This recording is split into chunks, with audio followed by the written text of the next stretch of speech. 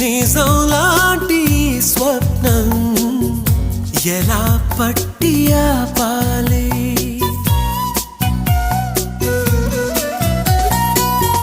కలే అయితే ఆ నిజం